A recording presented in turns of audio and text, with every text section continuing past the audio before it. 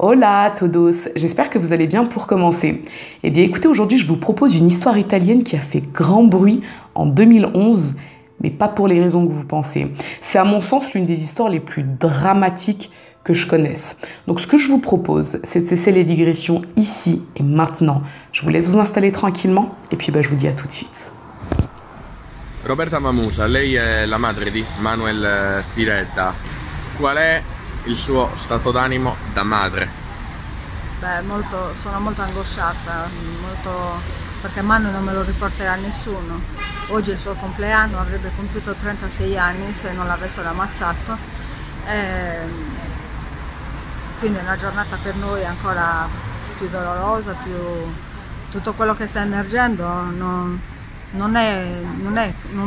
vinciamo niente, la nostra vita non cambierà. Vuota era e vuota rimarrà per sempre, anche con la verità, perché Manu non tornerà più. Quindi lo stato d'animo è dargli quella giustizia e la dignità che gli hanno tolto. Tout commence début 2005 en Sardaigne, plus précisément à Gonessa, une petite ville d'à peine 5000 habitants. Valentina Pizzali, c'est une belle jeune femme de 21 ans qui vit donc dans le coin avec sa famille et qui fréquente un jeune homme depuis quelques temps déjà. C'est son amour de jeunesse, comme on dit. Mais Valentina, elle est plus trop à l'aise dans cette relation. Elle sent qu'elle est attachée à son petit copain, mais à côté de ça, elle a l'impression que c'est pas l'homme qu'il lui faut. Et ces impressions se concrétisent lorsqu'un soir, alors qu'elle est sortie avec des amis dans sa ville, elle fait la rencontre de Manuel Piredda, un beau garçon de 22 ans qui vit également dans le coin. Là, tout de suite, pour Valentina, c'est le coup de foudre. Mais Valentina, elle est déjà engagée et elle veut absolument pas tromper son petit copain. Du coup, même si elle sent que Manuel est réceptif à ce qu'elle a ressenti pour lui, elle décide de mettre certaines distances. Elle va entretenir une relation purement platonique avec lui, à savoir qu'il s'envoie quelques SMS, il s'appelle de temps à autre, mais elle lui explique, elle lui dit « Écoute, moi je suis déjà engagée, et même si je suis plus trop là dans cette relation, je me vois pas le tromper. » D'autant que Valentina a décidé de partir travailler en Allemagne à partir de juin 2005 pour une période de 6 mois. Donc même du côté de Manuel, lui se dit de toute façon elle part, elle a déjà un copain. Donc lui de son côté, il fréquente d'autres filles, il mène sa vie. Mais tous les deux n'arrivent pas à couper le lien. Ils n'arrivent pas à couper le lien et contre toute attente, à partir de juin 2005, donc le moment où elle emménage en Allemagne, ils commencent à entretenir une relation à distance. C'est le type de relation qu'on peut définir comme de l'ami-mour, pour ceux qui connaissent un peu le concept, à savoir que on parle souvent ensemble, on sent qu'il y a un petit truc, mais voilà, on se lance pas, on décide de rester des amis. Mais à côté de ça, on sait que voilà, il y a des sentiments qui se sont créés et qui sont en train de grossir. Elle, Valentina, elle tient un journal intime dans lequel elle écrit ses émotions, ses ressentis, et elle y note qu'elle est follement amoureuse de Manuel, mais qu'elle se voit pas quitter son petit copain, qu'elle n'a pas envie de le blesser. Et elle écrit également que Manuel a l'habitude de la contacter pour lui parler de ses flirts, d'une fille qui lui court après. En gros, il veut la rendre jalouse. Et ça lui fait mal à Valentina. D'autant que Manuel lui envoie également des signaux qui lui prouvent qu'il est amoureux d'elle. C'est pourquoi en décembre 2005, quand elle quitte l'Allemagne pour retourner en Sardaigne, elle contacte son petit copain pour lui dire que leur relation est terminée. Elle emménage directement chez Manuel et ses parents, Roberta et Giuseppe. La famille de Valentina vit également dans le coin, mais de ce que j'ai pu comprendre, elle s'entend pas très bien avec sa mère. Manuel lui dit « Écoute, il n'y a pas de souci, tu peux emménager chez mes parents et chez moi. » Ils diront rien, et puis comme ça nous permettra vraiment de vivre notre relation pleinement. Et ses parents, effectivement, n'y voient pas d'inconvénient, d'autant que Manuel est fils unique, donc j'imagine que ça leur fait un peu de compagnie. Concernant le caractère de Manuel, c'est un garçon qui est décrit comme bon vivant par ses parents. Ils le décrivent également comme très attaché à eux. D'ailleurs, il travaille comme maçon avec son père, donc il passe énormément de temps avec sa famille. Mais Manuel, c'est également un garçon qui rencontre quelques soucis de délinquance, on va dire. À savoir qu'il consomme du hashish, il en revend. Il consomme également des anxiolytiques. Du coup, ça peut l'amener parfois à avoir quelques problèmes avec la police. Toujours est-il que quelques mois après l'installation de Valentina chez lui et ses parents, le couple prend la décision de se marier. Bon, au départ, les parents de Manuel sont pas chauds, puisque ils se connaissent que depuis même pas 1 an, ils se fréquentent depuis quelques mois. Ils lui disent « T'es sûr vous êtes sûr de vouloir vous marier? Vous avez quoi, 22, 23 ans? C'est peut-être un petit peu trop tôt. » Manuel et Valentina leur disent « Non, on est sûrs de nous. » En fait, eux deux se voient comme des âmes sœurs. Ils sentent vraiment qu'il y a quelque chose qui les lie, quelque chose de limite de métaphysique. Le 4 mars 2006, donc 4 mois après l'installation de Valentina chez eux, ils se marient ensemble. Et ce qu'on peut dire, c'est que leur mariage est assez singulier, à savoir qu'ils se marient en noir. En fait, leur cérémonie est faite dans un style assez gothique. Emmanuel et Valentina, du coup, sont habillés tout en noir. Alors, petite parenthèse, chacun met bien ce qu'il veut pour le jour de son mariage. J'ai pas d'opinion personnelle là-dessus. Mais là, je vous recontextualise. On est en Italie, en 2006. C'est très étonnant, ça peut même paraître choquant que des gens se marient habillés tout en noir. Donc voilà, parenthèse fermée. Et c'est à partir du moment où ils deviennent mari et femme que toute leur relation va changer, on va dire, de façon très brutale. Valentina expliquera que à partir de ce moment-là, Manuel a commencé à se montrer extrêmement jaloux et possessif vis-à-vis d'elle. Il demandait par exemple à conserver son téléphone portable. Il lui disait, écoute, tu me laisses ton téléphone portable pour savoir qui t'appelle, qui t'envoie des messages, pour être sûr que tu me trompes pas avec quelqu'un d'autre. Il lui interdisait également de travailler, au prétexte que si elle travaillait, elle aurait pu être au contact d'autres hommes. Elle n'avait pas le droit de sortir comme elle le voulait. Il était toujours avec elle. Il lui disait, si tu dois aller quelque part, je viens avec toi, mais il est hors de question que tu ailles te balader seule. Du coup, petit à petit, elle a commencé à se couper de ses amis, à se couper de son entourage familial. Et elle dit même que la nuit, ce qu'ils faisaient quand ils allaient dormir tous les deux, à ce moment-là, ils vivaient encore chez les parents de Manuel. Elle dit en fait que la nuit, quand ils allaient dormir, ils mettaient au sol des sacs plastiques. Comme ça, si Valentina en fait se réveillait au milieu de la nuit et qu'elle sortait de la chambre, le bruit des sacs plastiques l'aurait réveillée et de fait, il aurait su qu'elle était sortie de la chambre. Elle expliquera que la situation était devenue complètement invivable et ingérable pour elle, et qu'à la fin, en fait, tous les deux vivaient comme des reclus, qu'ils ne voyaient plus personne, plus aucun ami. En fait, les seules personnes qu'ils voyaient continuellement étaient les parents de Manuel. Cela dit, elle a quand même tenu à souligner qu'il ne l'a jamais frappée, qu'il ne l'a jamais bousculée ou violentée de quelque manière que ce soit. Elle a dit que c'était plutôt de la violence psychologique, mentale et parfois verbale. Il lui est arrivé de l'insulter. Et elle a expliqué que ça avait beaucoup à voir avec sa dépendance aux anxiolytiques. Plus sa dépendance aux anxiolytiques grandissait, et plus sa possessivité, sa paranoïa augmentait. Et du coup, les 3 années qui vont suivre, elle va vivre de cette façon-là, c'est-à-dire recluse, tout le temps avec lui, avec ses parents. Elle avait quasiment coupé les liens avec tous ses amis, avec toute sa famille. Et ce qu'il va se passer, c'est qu'en juillet 2009, Manuel lui confie qu'il a eu une relation extra-conjugale avec une prostituée.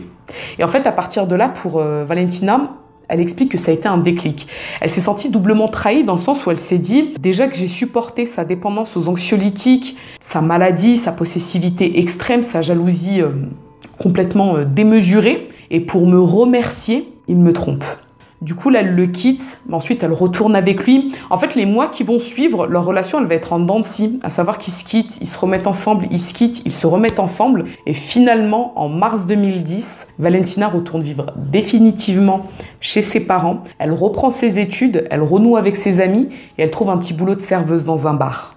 Le mois suivant, soit en avril 2010, Manuel déménage également de chez ses parents et il s'installe au 2e étage d'une maison qui se situe à Baku Abyss, qui a même pas 10 km de chez ses parents. Il s'y installe de façon illégale, c'est-à-dire que il trouve cet appartement, il squatte en fait l'appartement, il y installe ses affaires et il fait mettre une serrure. Et c'est à partir de cette rupture qu'il va multiplier les problèmes avec la justice.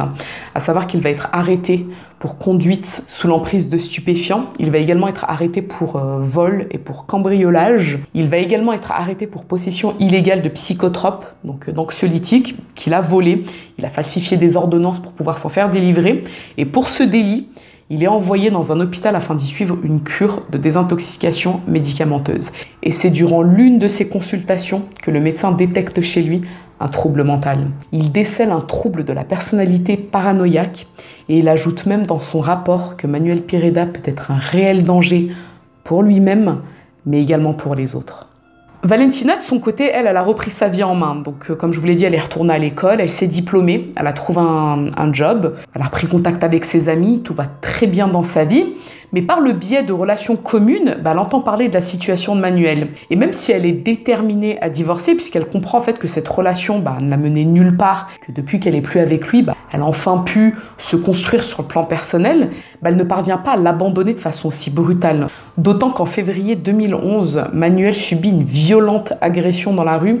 En fait, il était avec des copains à lui dans la rue, et là, un groupe de 6 garçons s'est approché de lui et l'ont passé à tabac. Et il y avait une vidéo de surveillance qui était à proximité, donc ils ont pu retrouver les personnes qui ont fait ça. D'ailleurs, l'agression a été tellement violente qu'il a dû être opéré de la mâchoire, puisqu'ils la lui ont fracturé quand ils l'ont passé à tabac. Les jeunes hommes sont retrouvés, donc ils sont interrogés par la police. Et là, en fait, ils expliquent qu'ils n'avaient pas de problème avec Manuel Pireda, qu'ils l'ont attaqué au hasard dans la rue. En fait, ils marchaient, ils avaient bu un coup, et ils voulaient s'en prendre à quelqu'un, et ils ont pensé que Manuel Pireda était un SDF, et c'est la raison pour laquelle ils l'ont tabassé.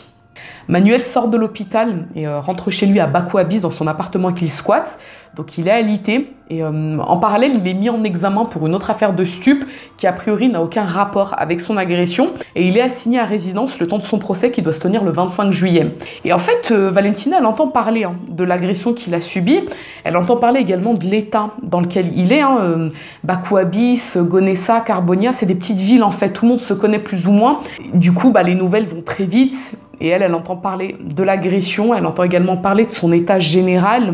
On lui dit, voilà, il est dans un état pitoyable, il ressemble à un clochard, il se nettoie plus, il prend plus du tout soin de lui, il est tout le temps dans les vapes à cause de ses anxiolytiques, il a plus d'amis, puisque le peu d'amis qu'il avait, il était tout le temps là à leur taxer soit de l'argent, soit des médicaments. Du coup, les gens ont commencé progressivement à ne plus vouloir le fréquenter. Quant à ses parents, en fait, Manuel était très distant avec ses parents. Quand il est parti s'installer à Bakou Abyss, c'était pour prendre un peu ses distances, peut-être aussi pour montrer qu'il était autonome, indépendant et qu'il voulait pas qu'il fasse de l'ingérence dans sa vie, puisque j'imagine que ses parents devaient lui dire « Écoute, là, t'es en train de te détruire, t'es devenu un drogué, mais qu'est-ce qui t'arrive ?» Donc le fait de s'éloigner comme ça, de plus trop leur donner de nouvelles, de plus aller les voir, c'était une façon pour lui de vivre pleinement sa situation sans que quelqu'un n'interfère. Du coup, la seule personne qui était là pour lui, qui le dépannait en termes d'argent, qui lui faisait des courses, qui lui rendait visite, c'était Valentina Pitsalis. Sa famille à Valentina s'oppose à ce qu'elle lui rende visite, à ce qu'elle continue à le voir. Ils lui disent, écoute, voilà, bon, là, t'as entamé les démarches du divorce, signe les papiers une bonne fois pour toutes et arrête d'aller le voir, arrête de répondre à ses appels, puisque lui, il l'harcèle continuellement, il lui envoie des messages pour lui dire qu'il l'aime, qu'il ne peut pas vivre sans elle. Mais Valentina continue à lui rendre service et à lui rendre visite ponctuellement, soit par compassion, soit par affection. Elle ne parvient pas encore à couper totalement les liens, jusqu'à cette nuit d'avril 2011.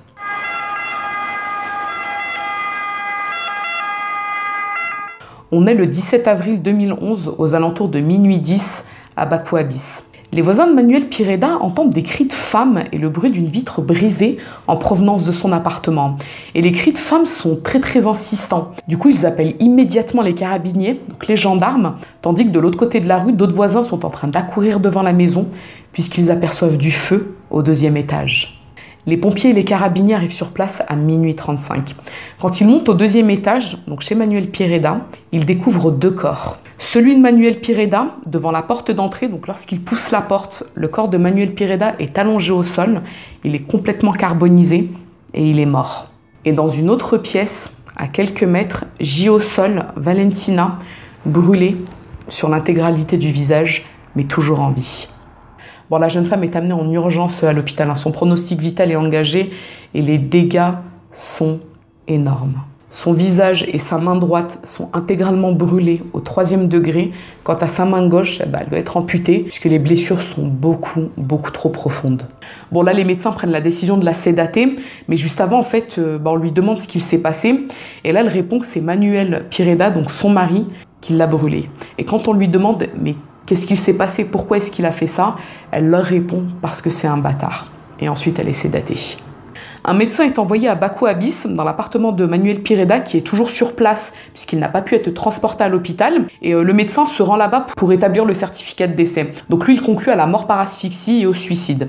Un peu plus tard dans la matinée, une fois que le corps de Manuel Pireda peut être transporté, un médecin légiste procède à une autopsie. Mais là, compte tenu de l'état des brûlures sur le corps, pour lui, c'est très compliqué en fait de faire des analyses poussées. Toutefois, il indique que le corps en fait est en position fétale, ce qui signifie que Manuel Pireda était recroquevillé sur lui-même quand il brûlait. Il indique que le haut du visage est brûlé au 3e degré et qu'il y a des brûlures au second et au premier degré sur le bas du corps, ce qui indique que le point de départ en fait du feu sur le corps, c'était au niveau de la tête. Et enfin, il note qu'il portait des gants en caoutchouc. Donc lui aussi conclut à la mort par asphyxie et au suicide. Les pompiers, dans leur rapport, eux, ont noté que à proximité du corps de Manuel Pireda, ils ont retrouvé un téléphone portable, donc le sien. Ils ont trouvé un seau rouge en partie fondu avec à l'intérieur un résidu d'essence, ainsi qu'un chiffon imbibé d'essence. Donc là, avec tous ces éléments, la conclusion est la suivante, tentative d'assassinat suivie de suicide. Les semaines qui suivent, l'histoire fait le tour du pays. Les gens sont extrêmement choqués. Mais on ne connaît pas encore les circonstances précises de ce qu'il s'est passé. Finalement, le 27 mai, soit un peu plus d'un mois après les événements, Valentina, qui est donc à l'hôpital et qui subit de lourdes opérations, peut enfin répondre aux questions des enquêteurs et voilà ce qu'elle leur explique. Le 16 avril, Valentina était à son travail au bar. Et aux alentours de 22h30, Manuel l'a contacté par SMS. Il lui a dit « Il faut que tu me rappelles d'urgence, j'ai quelque chose à te demander, c'est très très très urgent ». Valentina lui a expliqué qu'elle était au travail, qu'elle ne pouvait pas l'appeler. Il a insisté, il a fortement insisté en lui expliquant que c'était très très urgent. Du coup, elle l'a appelé, il devait être à peu près 23h. Et là, il lui a dit « Écoute, il faut que tu passes à la maison, il faut que tu me ramènes chez moi une attestation de résidence. J'en ai absolument besoin pour demain, puisque mon avocat est de passage à Bakou Abyss et du coup je devrais le rencontrer pour lui remettre ton attestation de résidence. » Alors en gros l'histoire, pour que vous compreniez, Manuel était assigné à résidence le temps de son procès qui devait se tenir en juillet, d'accord? Le truc en fait c'est que son avocat lui avait expliqué que s'il était reconnu coupable, il avait une possibilité de purger sa peine en étant chez lui. Donc vous savez c'est le système là, du bracelet électronique au pied, je crois qu'on dit ça comme ça. En gros, tu as une peine de prison effectuée. Vu qu'il n'y a pas assez de place dans la prison, tu peux l'effectuer à partir de chez toi. Le problème, et c'est ce que son avocat lui avait expliqué, c'est que s'il obtenait cet arrangement avec le tribunal, son assignation à résidence, il ne pouvait pas l'effectuer dans une résidence tout seul. Puisque là, il aurait pu faire ce qu'il voulait. Or, ce n'est pas le but de l'assignation à résidence. Du coup, dans la mesure où Manuel vivait seul à Bakou Abyss et qu'il n'avait pas envie de retourner chez ses parents pour y effectuer sa peine d'assignation à résidence, il avait demandé à Valentina, qui n'était pas déclarée chez lui, de lui fournir une attestation dans laquelle elle se déclarait chez lui pour qu'aux yeux du tribunal, il puisse bénéficier de son assignation à résidence depuis chez lui avec Valentina, même si Valentina n'y serait pas vraiment dans les faits, mais en tout cas dans les papiers, elle y était. Donc en gros, il avait demandé à Valentina de lui rendre ce service et elle lui avait dit « Ok, il n'y a pas de problème, je vais faire ça pour toi, enfin ça me coûte rien, donc il n'y a pas de souci. » Le problème, c'est que ce soir-là, il lui dit « Écoute, moi, il faut que tu me le ramènes en urgence parce que mon avocat, je le vois demain. » Le 16 avril, c'est un samedi. Le lendemain, c'est un dimanche. Là, Valentina lui dit par texto, donc on a la preuve par texto de cette conversation, elle lui dit « Écoute, si c'était si urgent que ça, t'avais qu'à venir par toi-même la récupérer. Moi, je travaille, j'ai une vie. En plus de ça, j'ai pas la voiture. C'est ma petite sœur qui l'a. Elle est partie voir son copain. Moi, j'ai pas la voiture. » De là, Manuel lui dit « Écoute, s'il te plaît, rends-moi ce service. Je t'en supplie, je te demanderai rien de plus. Il faut que je l'ai pour demain matin à la première heure pour pouvoir faire une photocopie et la remettre à mon avocat. Sinon, ça va être le bordel. » Valentina lui dit « Écoute, je sais pas. Dès que j'ai fini mon service, je vois comment je peux m'organiser, mais je te dis pas oui. Pour le moment, je t'ai pas dit oui. » À 23h20, elle appelle sa petite sœur. Elle lui dit « Est-ce que je peux passer récupérer la voiture, j'en ai absolument besoin pour amener un document à Manuel. » Il m'a dit qu'il en avait besoin pour demain matin à la première heure. Là, sa sœur, elle lui dit « Oui, bien sûr, tu peux passer prendre la voiture. » Mais en fait, je comprends pas bien cette histoire de papier administratif. Un samedi, il en a besoin pour le dimanche. Il va remettre son document. À qui le dimanche, tout est fermé. Valentina lui dit « Écoute, te prends pas la tête. Je vais lui remettre son document et puis après, on n'en parle plus. » Donc là, il est 23h20. Il est aux alentours de 23h20. À minuit moins 10, son patron au bar la dépose chez elle. Elle récupère la voiture de sa sœur et elle arrive à Bakou Abyss devant le domicile de Manuel aux alentours de minuit 10. Elle monte au 2e étage et elle rentre à l'intérieur de l'appartement. Donc là, elle tombe sur Manuel et lui, il a une sale mine. Il est pas bien, il a une entaille à la bouche. Il lui sourit et la musique, elle est à fond. Elle est vraiment à fond et puis il est plus de minuit, il y a les voisins. Donc elle se dirige dans la chambre, située à quelques mètres de la porte. Elle baisse le son de la musique. Elle ressort de la chambre, elle lui tend le document, elle lui dit « Tiens, ton papier » et elle s'apprête à repartir. Au moment où elle arrive devant la porte d'entrée, Manuel lui dit « Attends, s'il te plaît, reste avec moi 5 minutes. » De là, Valentina lui dit « Écoute, non, je suis fatiguée, j'ai travaillé toute la soirée. Là, je vais rentrer chez moi. En plus, la voiture, il faut que je la redépose à ma sœur. » Elle s'apprête à saisir la porte et à partir. Et d'un coup, Manuel se jette sur elle avec ce qu'elle décrit comme étant un arrosoir vert et l'asperge sur le haut du corps. Donc, Valentina explique qu'au départ, elle n'a pas bien compris ce qu'il était en train de faire, mais au bout de quelques secondes, en sentant l'odeur de l'essence, elle a tout de suite capté et effrayée, elle a regardé Manuel et lui a dit « Mais qu'est-ce que tu es en train de faire? Mais t'es fou, qu'est-ce que tu es en train de faire ?» De là, il s'est approché d'elle et il lui a dit « Qu'est-ce que je suis en train de faire ?» Il a allumé le briquet et il a mis le feu. Valentina raconte que pendant tout le temps où elle a brûlé, en fait, elle n'a pas perdu connaissance. Donc, elle était consciente. La douleur était lancinante et elle dit qu'elle criait à Manuel, elle lui disait s'il te plaît, viens m'aider, éteins le feu, s'il te plaît. Elle mettait des coups de pied au sol, puisqu'à un moment donné, elle est tombée au sol, tant la douleur était atroce. Elle mettait des coups de pied au sol pour réveiller les voisins, pour que quelqu'un vienne l'aider. Et à cause des flammes, à cause de la douleur, en fait, elle n'a pas vu ce que Manuel était en train de faire. Elle a pensé d'ailleurs qu'il s'était échappé. Et c'est par la suite qu'on lui a dit qu'il était mort, qu'il avait été retrouvé mort dans l'appartement. Et donc, elle a compris que lui-même s'était suicidé. Donc là, Valentina confirme, on va dire, les premiers éléments recueillis par l'enquête, à savoir qu'il s'agit d'une tentative d'assassinat suivi d'un suicide. Et tout ce qu'elle raconte est confirmé par les textos qu'elle a échangés avec Manuel à la nuit du 16 au 17, ainsi que le coup de téléphone qu'elle a passé à sa sœur, les textos qu'elles ont échangés toutes les deux. Donc effectivement, tout ça, sa version en tout cas des faits, est confirmée par les éléments matériels. C'est pourquoi le 22 juin 2011, le parquet requiert un non-lieu pour la mort de Manuel Pireda, ce qui signifie que la piste criminelle est écartée. Il s'est suicidé. Bon, le terme italien, c'est archivazione penale, ce qui signifie que le ministère public considère qu'il n'y a pas de poursuite pénale à intenter. Selon moi, l'équivalent français serait donc le non-lieu et non pas le classement sans suite, en tout cas de comment je l'ai compris. Maintenant, si des juristes passent par là, écoutez, vous pourrez nous éclairer en barre des commentaires. Bon, les années qui suivent, Valentina Pizzalis devient une sorte de porte-parole pour la cause contre les violences faites aux femmes, d'autant que dans les années 2010, il y a eu pas mal d'histoires en Italie, des histoires de vitriolage, d'attaques à l'acide ou d'attaques à l'essence et au feu sur des femmes. Ces jeunes femmes sont régulièrement invitées pour parler de leur expérience et Valentina passe très régulièrement à la télé. Elle est même invitée à venir parler dans des écoles, donc à des jeunes, pour leur parler de son expérience. Et elle leur explique qu'elle ne veut pas servir de modèle ou d'exemple. Elle leur dit « Considérez-moi plutôt comme un avertissement. En gros, à partir du moment où vous êtes dans une relation abusive, partez. Mettez le plus de distance possible. N'essayez pas de sauver la personne en face puisque vous n'êtes personne pour pouvoir la sauver. Ne faites pas l'erreur que moi j'ai faite. » Et durant ces interventions, il est vrai que Valentina va beaucoup parler de toutes les erreurs qu'elle a commises dans cette relation. Elle va dire par exemple qu'elle était beaucoup trop jeune à l'époque, elle a très immature également, qu'elle a laissé beaucoup trop de chance, qu'elle n'a pas suffisamment fait preuve de caractère, qu'elle a laissé parler son amour plutôt que sa raison. Et elle va même résumer toute son expérience dans un livre qu'elle publie en 2014, Nessuno può toglierti il sorriso, qu'on pourrait traduire par « Personne ne peut t'enlever ou t'ôter le sourire ». Et dedans, elle raconte toute son histoire avec Manuel Pireda, des débuts jusqu'à son attaque d'avril 2011, mais également toutes les épreuves qu'elle a traversées ensuite pour pouvoir se reconstruire, toutes les opérations qu'elle a subies. Elle a subi plusieurs dizaines d'opérations pour la reconstruction de son visage, pour la reconstruction de sa main. Elle a été amputée de son bras, en tout cas jusqu'au coude. Et elle raconte tout ce que ça a eu comme incidence sur sa vie. Elle qui était une femme très autonome, elle travaillait, elle avait le permis, elle avait sa voiture.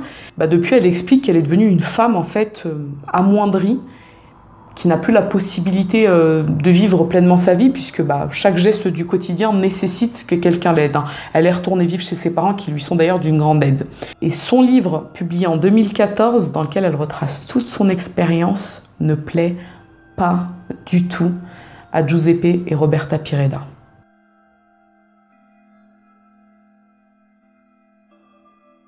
Eux ne croient absolument pas en la version de Valentina. Et dès lors, donc à partir de 2014, ils vont alimenter sur la toile une page Facebook et un site internet dédiés à prouver l'innocence de leur fils Manuel et la culpabilité de Valentina Pizzalis.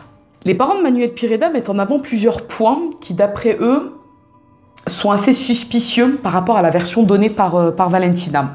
Tout d'abord, ils expliquent que le document qu'elle était censée lui rapporter le soir donc du 16 avril, ils disent que non, c'est pas possible. Ils disent, voilà, Manuel n'aurait jamais demandé un tel document à Valentina. En gros, ça lui aurait servi à rien au tribunal, donc il n'est pas possible qu'il lui ait demandé ce document et qu'il ait préféré qu'elle se déclare chez lui plutôt que de venir passer son assignation à résidence avec nous. Donc ça, c'est le premier point. Le deuxième point concerne le fameux arrosoir vert. Valentina, aux enquêteurs, elle leur a expliqué que Manuel l'avait aspergé d'essence qui était contenue dans un arrosoir vert. Or, quand les pompiers se sont rendus sur place, il n'y avait pas d'arrosoir vert. À la place, ils ont découvert un seau rouge avec un résidu d'essence. Donc l'essence se trouvait à l'intérieur du seau rouge. Et eux disent, attendez, elle a quand même confondu un arrosoir vert avec un seau rouge. C'est très bizarre, c'est pas possible qu'elle n'ait pas pu faire la différence entre le vert et le rouge. Bon, ça, c'est un élément qu'eux mettent en avant. Ils disent également que quand Valentina raconte qu'elle avait quitté Manuel et qu'elle voulait plus retourner avec lui, qu'en fait elle mentait, puisque les voisins de Manuel l'ont aperçu à plusieurs reprises se rendre chez lui au milieu de la nuit. Ils disent non, si vraiment elle ne voulait plus être avec lui, pourquoi est-ce qu'elle allait aussi souvent chez lui, surtout au milieu de la nuit? Ça signifiait qu'elle allait dormir avec lui, donc quelque part elle voulait pas en fait le quitter. Donc non, c'est faux, notre fils ne l'a jamais harcelé. Et le dernier point, et pas des moindres, ça concerne le journal intime de Valentina. En fait, Valentina, quand elle a déménagé de Gonessa, donc de chez les parents de Manuel, elle y a oublié son journal intime qu'elle a alimenté jusque décembre 2005. Décembre 2005, c'est la date à laquelle elle et Manuel se sont enfin mis ensemble. Et dans son journal intime, elle y parlait un peu beaucoup même de ses états d'âme, de son amour passionnel pour Manuel, de ses angoisses s'ils ne finissaient pas leur vie ensemble. Elle racontait en fait en détail le déroulé de leur relation platonique. Elle y notait également les textos qu'ils s'échangeaient tous les deux, donc dans des pages de son journal, elle notait telle heure, tel jour, telle heure, il m'a envoyé ça, moi je lui ai envoyé ça. Et effectivement, quand on le lit, le journal, il est très expressif. D'ailleurs, elle s'en est pas cachée, mais à l'époque, Valentina, elle était gothique. Gothique, je pense que tout le monde sait plus ou moins ce que c'est, donc elle était tout le temps habillée en noir, elle écoutait de la musique gothique. Et dans certaines chansons gothiques qu'elle écoutait, il y avait des paroles qui parfois étaient très extrêmes et elle les notait dans son journal intime. Du coup, les parents de Manuel mettent ça en avant, ils disent « Regardez, c'est totalement faux quand elle dit que c'était notre fils qui la harcelait. » En fait, non, c'est elle qui le harcelait. Alors, petite parenthèse, par rapport à ce point précis, le journal intime en question date de 2005. À savoir qu'après décembre 2005, elle n'a plus rien écrit dedans. Donc eux, en fait, les extraits du journal intime qu'ils passent sont des extraits qui datent de 2005. Mais eux, disent non, elle harcelait notre fils, c'est elle qui était folle amoureuse de lui. Et à partir du moment où il n'a plus voulu d'elle, elle a décidé que tous les deux devraient mourir pour pouvoir vivre leur amour dans l'au-delà. À partir de ce moment-là, donc de la création de la page Facebook et du site internet dédié à la défense de Manuel Piredda, l'opinion publique, elle est partagée en deux. On a d'un côté les gens qui pensent qu'effectivement Manuel Piredda était innocent et qu'il n'a jamais fait de mal à Valentina Pizzalis. Et ce sont des dizaines et des dizaines de milliers de personnes qui vont harceler, insulter, menacer de mort nuit et jour Valentina Pizzalis sur ses réseaux sociaux et par téléphone. Eux croient en la version soutenue par les parents de Manuel, à savoir que le soir du 16 au 17 avril 2011, en fait, Valentina s'est rendue chez Manuel, qu'elle l'a assassiné, qu'ensuite elle a mis le feu à son corps et que par retour de flamme, elle s'est brûlée et que pour ne pas avoir de problème avec la justice, elle a menti en expliquant que c'était Manuel qui avait essayé de l'assassiner. Et il y a ceux qui croient en l'innocence de Valentina et ils mettent en avant plusieurs arguments. Le premier, c'est les échanges d'SMS et d'appels dans la nuit du 16 au 17 avril. Ça a été récupéré par la police et dans ces échanges, on y voit que c'est effectivement Manuel qui insiste auprès de Valentina pour qu'elle passe à son domicile en lui demandant de lui rapporter un document en urgence. Il y a également les médecins qui sont occupés de Valentina quand elle a été transportée à l'hôpital. Ils expliquent que les blessures qu'elle présente, à savoir essentiellement au niveau du visage et au niveau des mains, en fait, ce n'est pas des blessures qui sont compatibles avec un retour de flamme, à savoir que les blessures, elles sont tellement profondes que ça signifie qu'elle avait forcément du liquide inflammable sur elle et qu'il a été versé dans ce sens. Ils disent non, enfin ça peut pas être dû à un retour de flamme. S'il y avait eu un retour de flamme, les blessures en fait auraient été localisées à cet endroit-là, au niveau de son visage et au niveau de son torse. Or là, c'est pas le cas. C'est uniquement son visage qui a été touché et ses mains, puisque ses mains en fait ont servi de défense. Donc forcément, elles allaient être touchées. Ils disent non. Leur théorie en fait ne tient pas la route. Et puis il y a un autre argument qu'ils mettent en avant, c'est les antécédents de Manuel Pireda. Manuel, il était connu dans la ville et même dans la région pour des faits de vol, de cambriolage, de vente et de consommation de stupéfiants et d'anxiolytiques, mais également pour une affaire de harcèlement sur l'une de ses ex en 2002. En gros, à l'époque, Manuel sortait avec une jeune fille, elle était mineure, elle devait avoir 16 ou 17 ans, lui en avait 18 ou 19, et puis à un moment donné, elle l'avait quitté pour des raisons qui lui appartiennent, et lui avait très mal vécu cette rupture. À partir de la rupture, il l'avait harcelé pendant des mois et des mois par téléphone, il l'avait menacé de mort, il avait menacé de mort des membres de sa famille, il avait tagué dans toute la ville des insultes avec le nom de la fille en question, il avait même distribué des tracts à la sortie des lycées, il les avait posés comme ça à la sortie des lycées, des magasins, et sur les tracts, le nom de la fille avec son numéro était indiqué, et en dessous, il était noté c'est une nanana, vous pouvez l'appeler, elle fait ci, elle fait ça, et ça avait duré des mois et des mois. La fille avait finalement porté plainte, et ils étaient remontés à Manuel Pireda par le biais de l'historique téléphonique de son téléphone fixe chez lui, et du coup, il avait été condamné à 1 an de prison. Face à tous ces éléments, Giuseppe et Roberta Pireda disent non, c'est pas vrai, c'est complètement faux. À l'époque, il a été condamné à la place d'un ami à lui et il n'a pas voulu dénoncer son ami par loyauté. Du coup, c'est lui qui a été condamné, mais il n'a jamais harcelé cette fille. Et d'ailleurs, il continue à mettre en avant le journal intime de Valentina, à dire mais regardez. Ils publient sur leur site et sur la page Facebook des extraits du journal intime. Ils disent mais vous voyez bien qu'elle a été obsédée par notre fils. Elle a voulu le tuer parce qu'il ne voulait plus d'elle. Et Valentina finit même par porter plainte contre Roberta pour l'usage de son journal intime, qui est une propriété privée. Elle n'a pas eu l'utiliser comme elle le souhaite, à l'afficher sur Internet. Et dans sa plainte, elle parle également de calomnie et diffamation, puisque Roberta et Giuseppe écrivent noir sur blanc que c'est en fait Valentina qui a assassiné leur fils. C'est pourquoi le 29 mars 2016, Roberta est condamnée par la justice pour diffamation et calomnie. Il lui est demandé de retirer tous les passages de journal intime qu'elle a affichés sur la page Facebook et sur le site internet, et on lui demande aussi de retirer en fait tous les passages diffamants qu'elle a écrits sur son groupe et sur le site internet. En octobre 2016, les parents de Manuel Pireda demandent la réouverture du dossier afin qu'une enquête puisse vérifier s'il s'agit véritablement d'un suicide ou si en fait il ne s'agirait pas d'un suicide programmé à deux qui aurait mal tourné ou d'un assassinat. Donc là, en gros, eux, ce qu'ils disent, c'est soit Valentina a assassiné notre fils et ensuite elle a fait croire que c'était lui qui avait essayé de l'assassiner, soit tous les deux avaient pour projet de se suicider ensemble. Ça a mal tourné, Valentina a survécu. Mais le mois suivant, le parquet rejette leur demande puisqu'il estime qu'aucun nouvel élément ne permet de rouvrir l'instruction. Toutefois, en mars 2017, les parents de Manuel Pireda entament une nouvelle demande de réouverture en demandant que ce soit un autre magistrat qui statue sur la légitimité de leur demande au motif que le précédent magistrat n'était pas impartial. Et l'affaire prend une telle ampleur que l'instruction est rouverte en juin 2017 sur la base de nouveaux éléments rapportés par les avocats de la famille Pireda.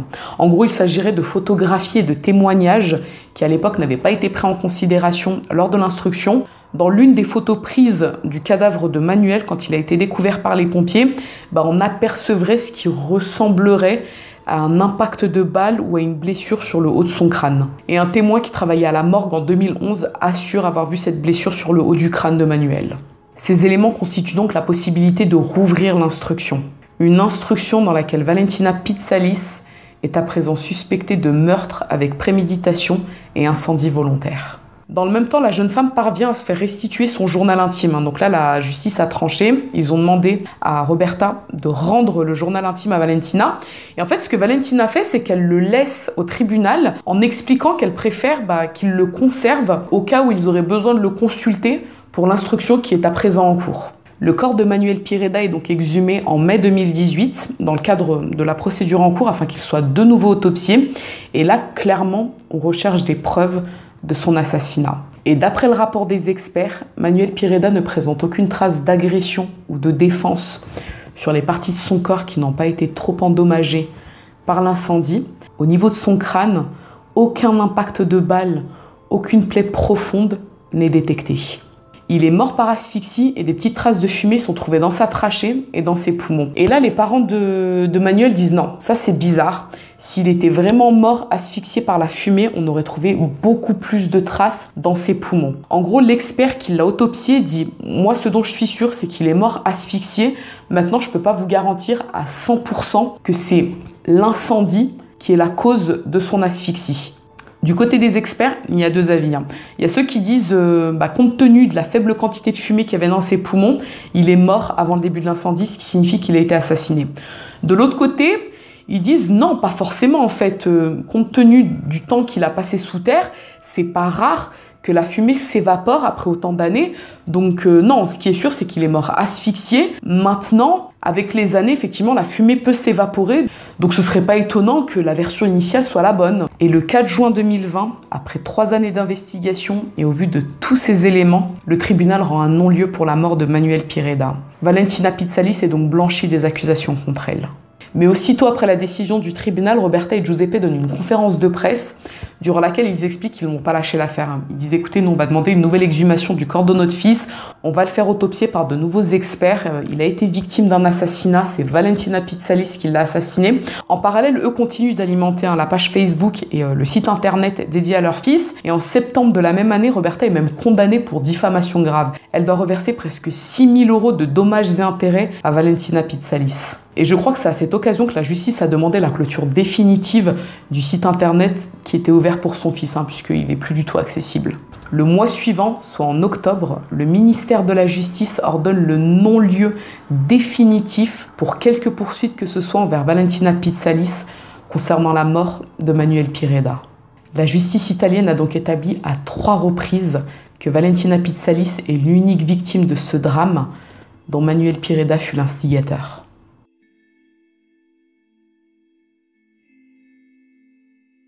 Bon, eh bien, écoutez, que dire sur cette triste affaire? Tout d'abord, je crois en l'innocence de Valentina. Pour être tout à fait honnête avec vous, au départ, quand j'ai commencé à l'écrire, l'histoire, franchement, je doutais. Je vous dis la vérité, je doutais, parce que j'étais tombée sur 2-3 trucs qui m'avaient fait douter. Et en continuant de creuser et de chercher, je me suis rendu compte que c'était de la désinformation, que c'était des informations relayées par Roberta, son mari, et leur groupe, les membres de leur, je sais pas comment appeler ça, de leur groupe de défense, je saurais même pas comment les appeler parce que ce qu'ils ont fait, c'est quand même, je trouve, terrible. Ils ont harcelé et menacé de mort pendant des années et des années une femme qui a échappé à une tentative d'assassinat et qui aujourd'hui est diminuée à vie. Ce qu'on lui a volé, elle ne pourra pas le récupérer, Valentina. Elle a un bras qui est amputé, une main qui est quasiment plus fonctionnelle, un visage qui est défiguré. Je comprends pas en fait cet acharnement qu'il y a eu. Et quand je vous parle d'acharnement, c'est pas genre 2-3 personnes sur 1000 personnes. C'est un délire en fait. Sous les vidéos de Valentina Pizzalis, quand elle intervient dans des émissions de télé ou dans des conférences de presse, il y a genre, on va dire, 60% de gens qui vont être pour, 40% qui vont l'insulter, qui vont la traiter d'assassin. Je ne sais pas si vous vous rendez compte, ça veut dire que, genre, en fait, actuellement, on est en 2021, ça s'est passé en 2011, 10 ans après, il y a encore des gens qui croient qu'elle a assassiné Manuel Pireda et qu'elle s'est faite passer après pour la victime. Et je trouve que c'est complètement fou parce qu'il y a un journaliste italien qui s'appelle Fabio Lombardi qui a justement publié une enquête journalistique sur toute cette affaire. Son enquête, elle dure sur plusieurs années et je l'ai lu en entier. Je peux vous dire qu'à la fin, mon dos, il a craqué. Mais je me suis dit, non, je vais aller au bout. Même si ça m'a pris des jours et des jours, j'en avais mal à la tête, mais il fallait que je voie tout. Donc on a les documents officiels, on a la retranscription de la déposition de Valentina, on a tous les documents officiels, ainsi que les passages de son journal intime avec les dates, parce que Roberta, en fait, quand elle publiait des passages du journal intime, elle omettait de mettre la date, donc on ne savait pas que c'était un journal qui datait de 2005. Là, en fait, on a tous les éléments, et une fois qu'on a lu tout ça, je trouve ça très bizarre, en fait, de douter d'elle et de se dire, non, en fait, c'est elle l'assassin. Je comprends pas, en fait. Enfin, vraiment, j'ai du mal à comprendre. C'est pas comme si, il n'y a rien qui est visible, genre comme si on n'avait aucun élément qui puisse nous permettre de bien comprendre l'affaire.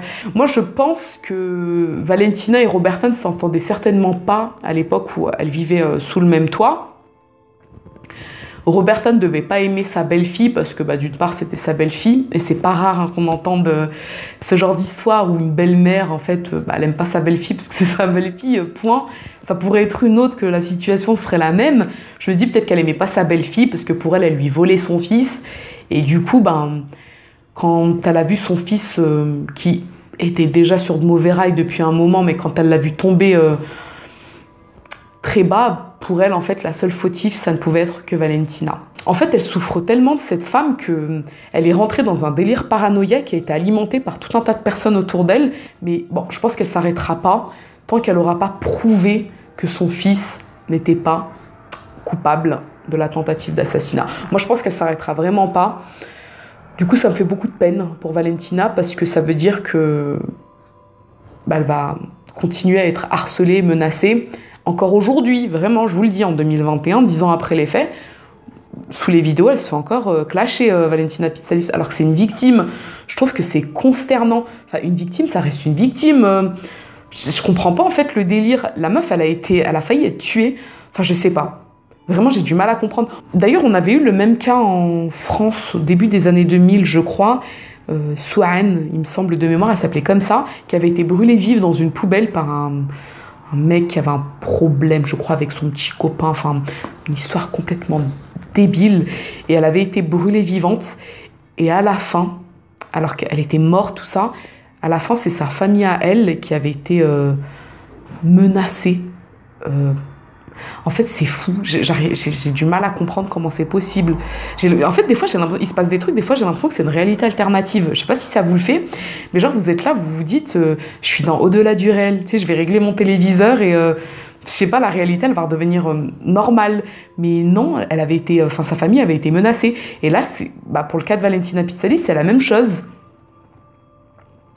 Elle est agressée, on tente de l'assassiner pour rien. Parce que juste, elle veut refaire sa vie tranquillement, elle veut être loin des problèmes. Elle n'a rien fait. Et à la fin, c'est elle qui est menacée de mort et qui est harcelée. Enfin bref, je vais m'arrêter là. N'hésitez pas, vous, à me mettre en barre des commentaires à ce que vous en avez pensé, si vous connaissiez. Si les affaires italiennes vous intéressent, faites-le moi savoir. Je vous en ferai davantage. Et puis, ma foi, je pense que je vais m'arrêter là. Donc, ce que je vous propose, c'est que si cette affaire vous a intéressé, à défaut de vous avoir plu, n'hésitez pas à mettre un petit j'aime sous la vidéo, mais surtout, n'hésitez pas à vous abonner, c'est encore mieux. Je vous dis à très bientôt. Allora, finalmente l'incubo è finito, è arrivata l'archiviazione definitiva, finisce un incubo che è durato veramente tanto, troppi anni, ed è finalmente finita. Sono felicissima anche se sto piangendo. E volevo assolutamente condividere con voi questa cosa. Finalmente, basta.